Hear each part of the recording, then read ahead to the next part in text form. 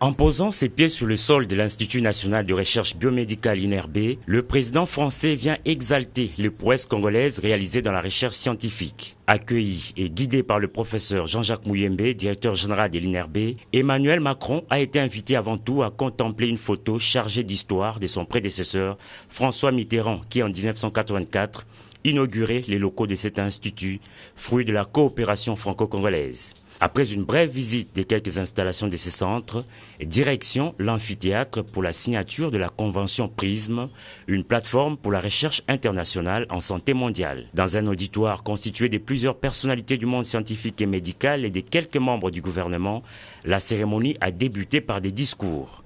Le ministre congolais de la Santé publique, Hygiène et Prévention s'est réjoui du renforcement de la coopération entre la France et la République démocratique du Congo dans le domaine de la santé. La recherche scientifique d'aujourd'hui pour l'Afrique de demain, c'est ce sujet qui a été exposé de manière magistrale par le professeur Jean-Jacques Muyembe Tanfoum. Le virologue a brossé l'histoire de l'INRB et a expliqué les succès de cet institut. Le développement de l'INRB s'explique par ses infrastructures de recherche et de formation de haut niveau. Jadis, le retour au pays était une exception, la règle était la fuite de cerveau. Les chercheurs congolais étaient comparables à l'albatros de Baudelaire, ce roi d'azur qui, une fois écroulé sur le pont d'un navire, devient la risée de Matelot. Ému, le président français, saluant la recherche scientifique congolaise, a par ailleurs plaidé pour le développement de capacités de production de vaccins sur le territoire africain. Aujourd'hui, nous passons une étape supérieure, c'est en effet une nouvelle page qui s'ouvre, avec la plateforme de recherche internationale en santé mondiale. Et donc une coopération internationale du meilleur niveau, qui vient compléter les liens que vous avez avec la Belgique, le Japon et plusieurs autres pays, est pertinente et vient renforcer le caractère international d'un laboratoire comme le vôtre. La première, c'est de continuer de renforcer le système de santé primaire de la RDC.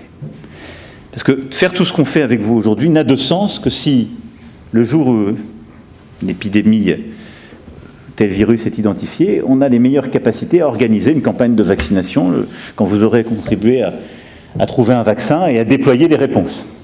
Deuxième chose, c'est évidemment de développer les capacités de production des traitements, des éléments de diagnostic, des dispositifs médicaux et des vaccins sur le territoire africain.